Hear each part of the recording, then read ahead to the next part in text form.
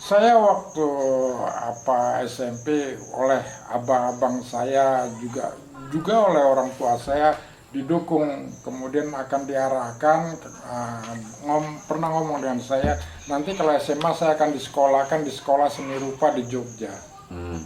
Tapi entah kenapa setelah SMA saya tidak tertarik gitu untuk menjadi seorang pelukis. Bahkan saya memprediksi Jupri ini jadi kaya besok kalau dia sudah mati. Kalau ada orang lain yang akan, kalau masih belum kejual semua, misalnya kalau udah kejual ya buat bayar bapak kos habis.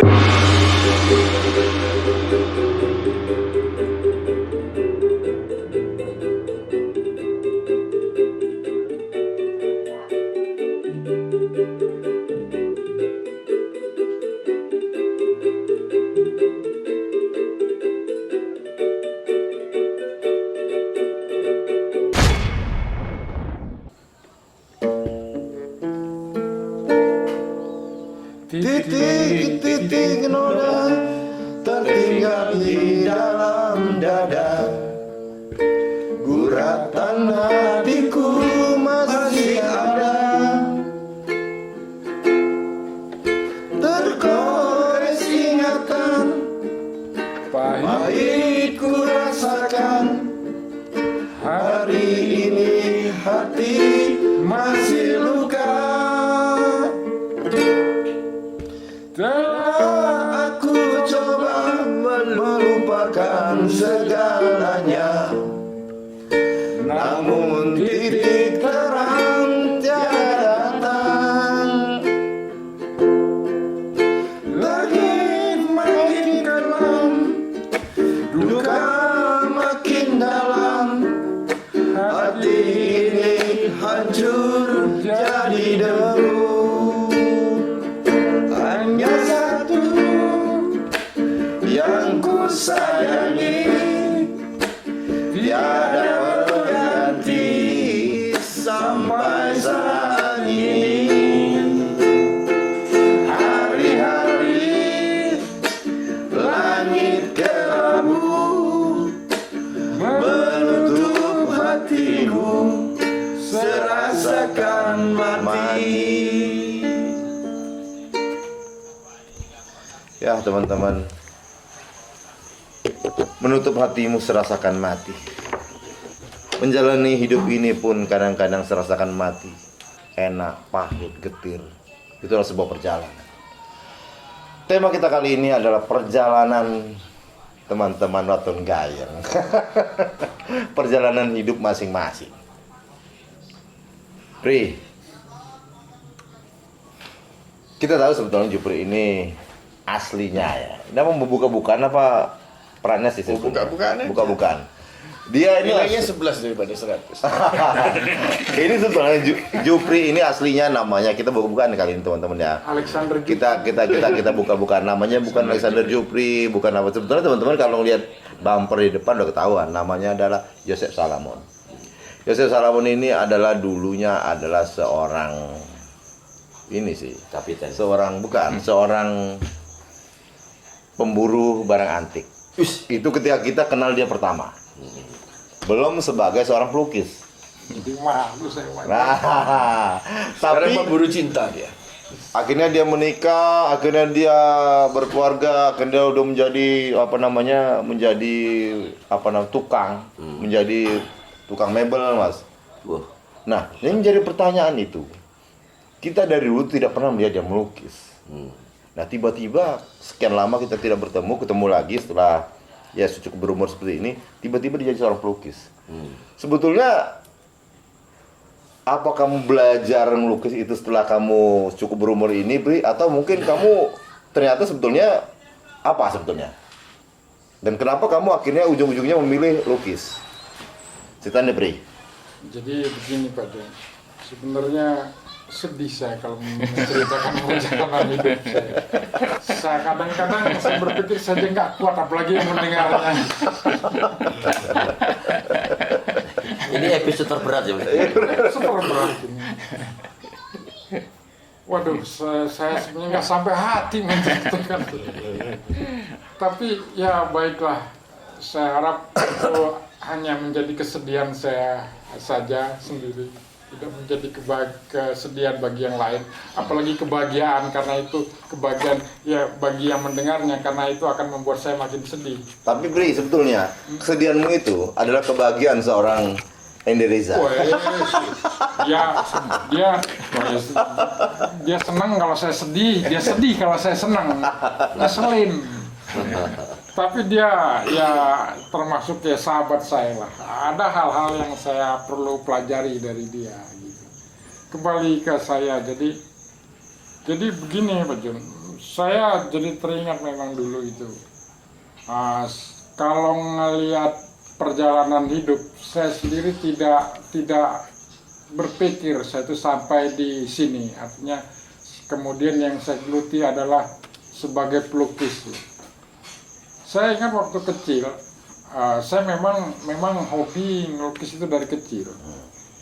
Sampai dengan SD saya sering kalau hari pendidikan nasional dulu Hardiknas, saya oleh sekolah saya sering dikirim untuk lomba antar sekolah ya, kalau Hardiknas gitu. Dari kelas 3 sampai kelas 6 itu selalu tiap tahun.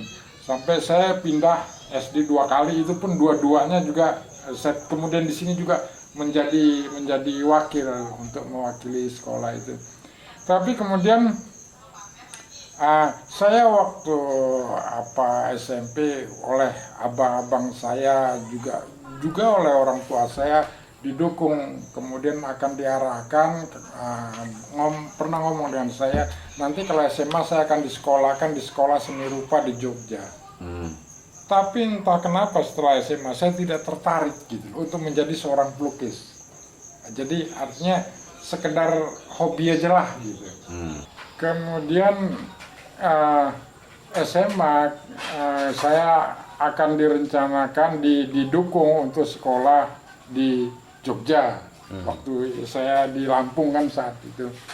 Tapi kemudian saya nggak tertarik untuk menjadi seorang pelukis. Entah kenapa, karena pada zaman-zaman itu memang menjadi berat untuk menjadi seorang seniman, apalagi pelukis. Oke, gini Pri, saya potong dulu sebentar ini. Untuk episode yang ini, karena yang episode spesial tentang kisah hidup teman-teman Lautan Gayam, sekarang kamu posisinya di tengah Pri, kita ganti.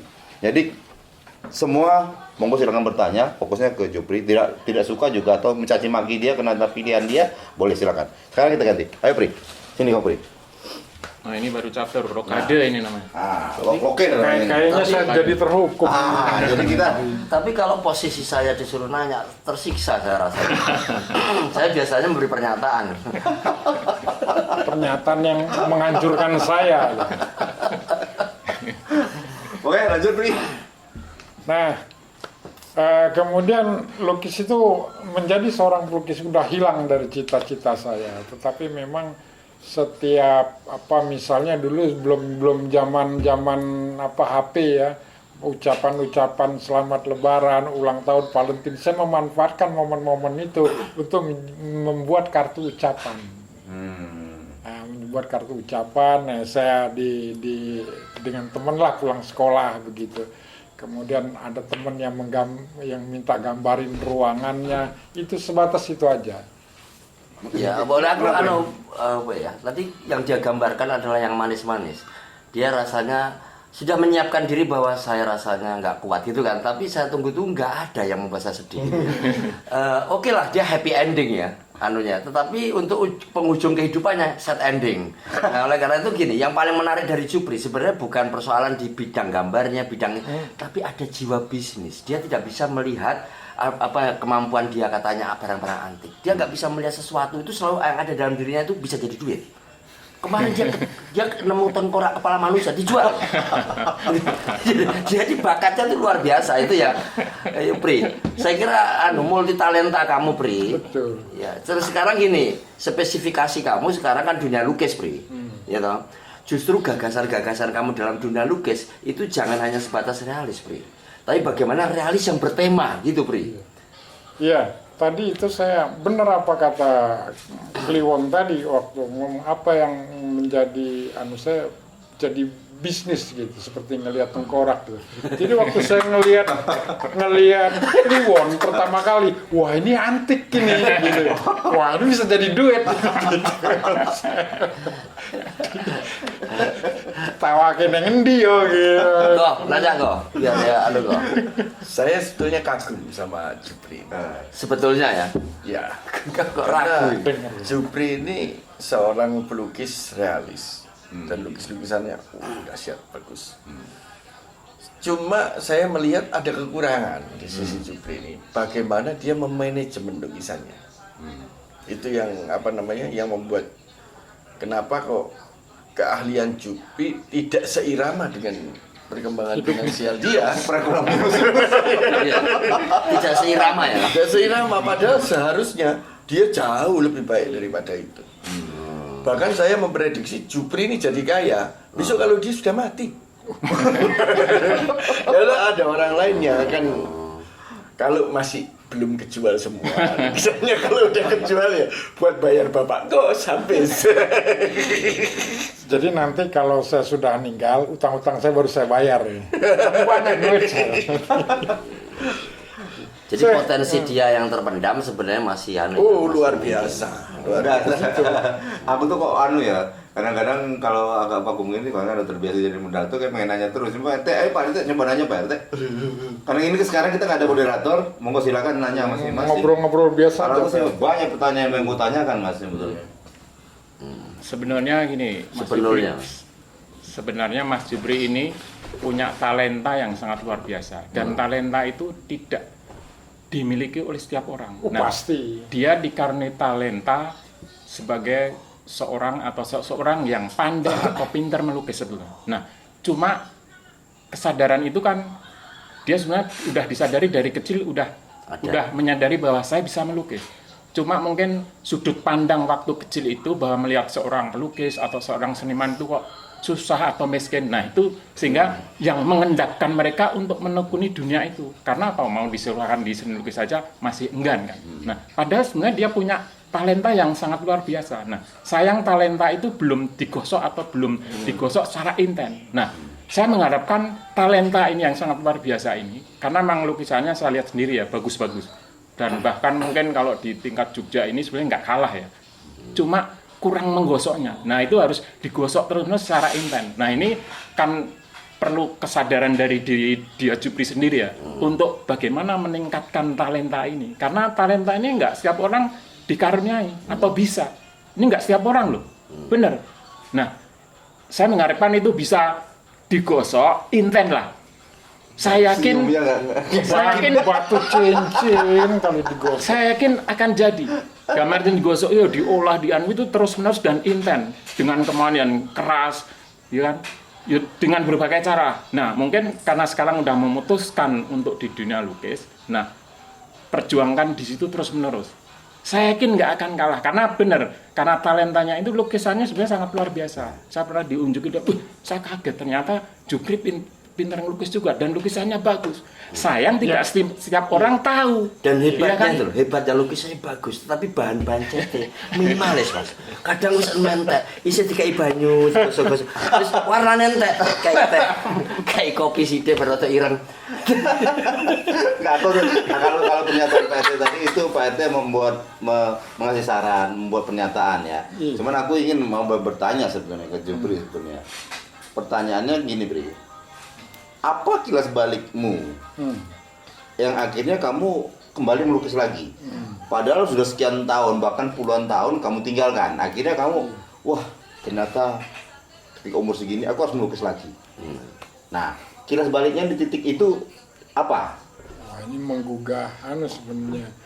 Kalau kira akan bersedih jangan Bri. Jangan nangis, Bri. Nggak buat sih. Kalau saya nangis malah karena kesusahan saya, bukan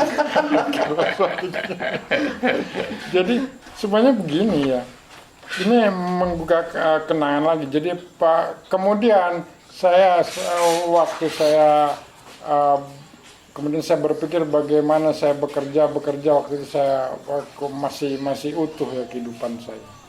Jadi Oh, sebentar, maksudnya masih untuk kehidupan saya itu apa tuh?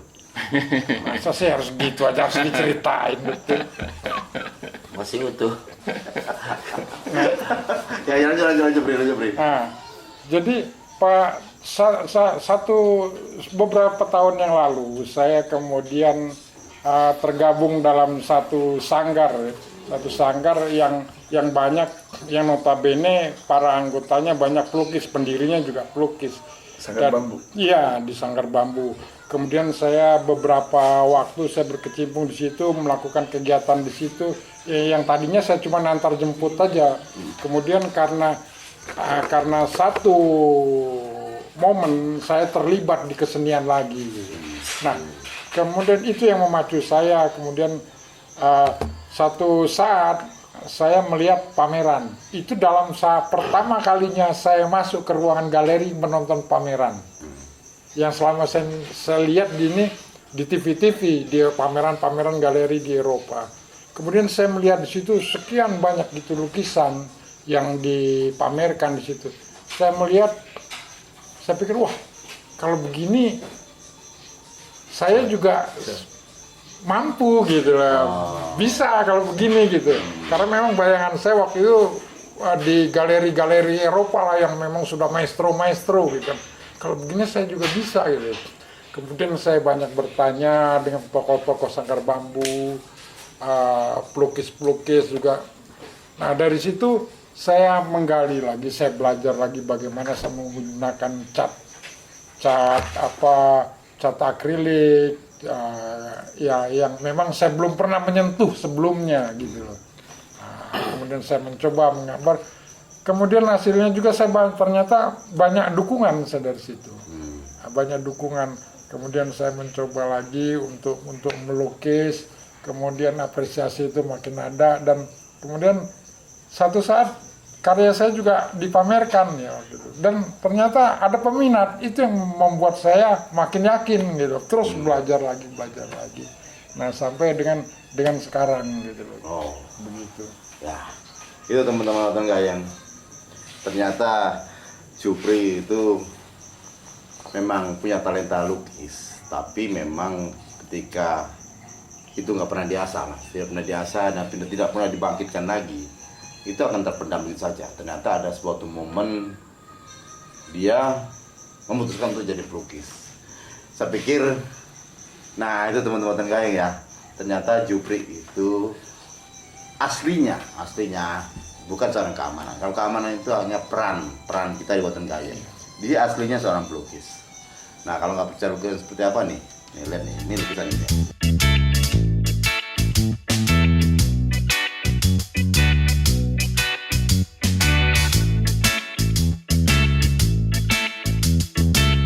Keren banget.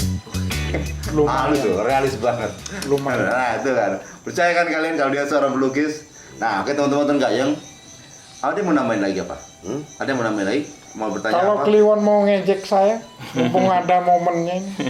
Ya, mungkin Kalau saya mau nasihat aja sama Apa? Jadi gini, Bri. Tadi ketika ngomong kapal pecah tadi, nah itu Kapan dia ngomong gua percaya? ada yang pecah tadi. tidak utuh tadi. Oh, tidak utuh tadi itu. Oh, iya. Jadi Seniman kamu sekali harus andaiannya. move on, Bri. Move on.